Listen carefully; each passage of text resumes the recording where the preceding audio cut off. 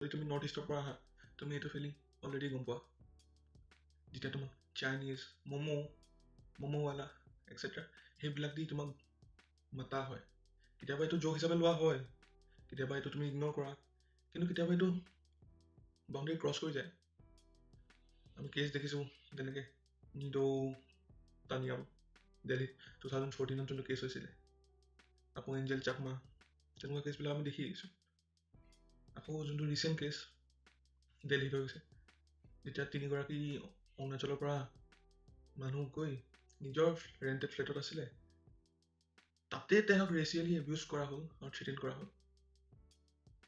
আৰু সেইখন কোনো বেলেগ জেগা নহয়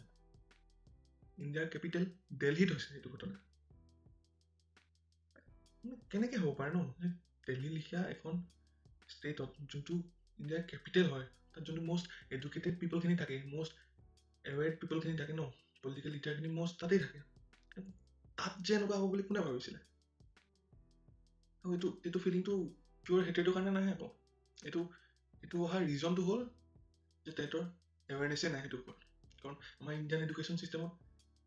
এনেকুৱা যে গোটেই বাহিৰৰ কথাখিনি সোমাইছে এতিয়া CBSEত ফ্ৰেঞ্চ ৰিভলিউশ্যন বা বাকী কথাখিনি আছে সেৱা কথা কোৱা নাই সেৱাত আছে আমাৰ ইণ্ডিয়াৰ কথা আছে নৰ্থ ইষ্টৰ কথা আছে কিন্তু আমি নৰ্থ ইষ্টৰখিনি নিজৰ কথা ভালকৈ গম পাই কি কৰিম বাহিৰৰ মানুহখিনি গমেই নাপায় যে তেহেঁতে ইণ্ডিয়া মেপখনত যে ইষ্ট ছাইডে চবতছে ধুনীয়া জেগা এটা আছে বায়'ডাইভাৰ্ছ জেগা এটা আছে গমেই নাপায় তেহেঁতৰ ভুলো নহয় আচলতে তেহেঁতি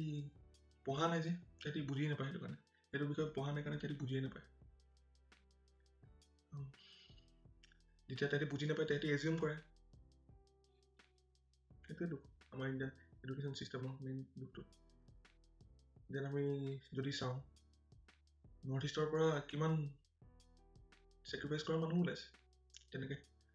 জিন্তু গগৈ হ'ল কৰ্ণেল কুশল কাশ্যপ আকৌ যদি চাওঁ তুমি অলিম্পিক খেলি অহা আমাৰ লভলীনা বৰগোহাঁই দেন আমাৰ মীৰাবাই চানু তেহেঁতকতো আমি প্ৰেজ কৰোঁ ন ইণ্ডিয়াত তেহেঁতক প্ৰেজ কৰে কাৰণ তেহেঁতি অলিম্পিক জিকি আহিছে তেহেঁতি দেশৰ কাৰণে জিকি আহিছে কিন্তু সেই দেশখনৰে নৰ্থ ইষ্ট পাৰ্টৰ পৰা যে আহে তেহেঁতৰ মানুহখিনিৰ লগত যে এনেকুৱা ট্ৰিট কৰা হয় কিয় আমাক ৰেচিয়েলি এনেকৈ ডিছক্ৰিমিনেট কৰা হয় ইণ্ডিয়া এখন দেশ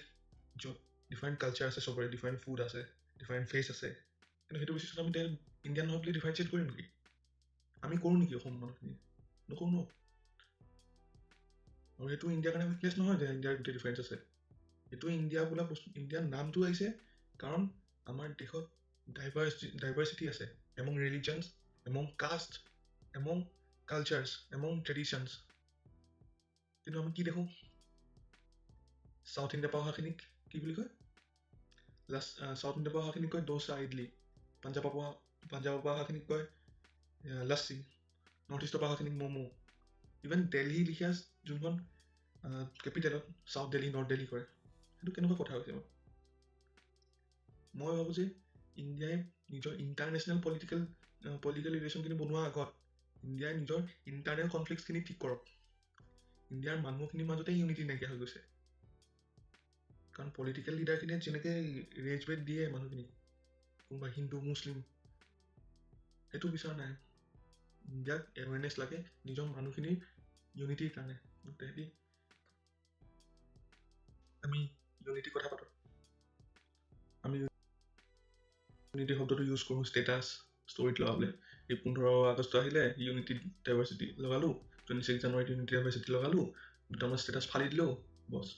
হৈ গ'ল বনি গ'ল ইণ্ডিয়া বিশ্বগুৰু বনি গ'ল আৰে ইউনিটি বস্তুটো যদি আমি ৰেচপেক্টে নকৰোঁ এইটো এটা ৱৰ্ড বনি থাকি গ'ল বছ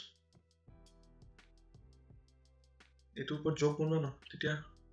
5 ছেকেণ্ড মানৰ কাৰণে ভাবি চাবা কেনেকুৱা লাগিব তোমাৰ যেতিয়া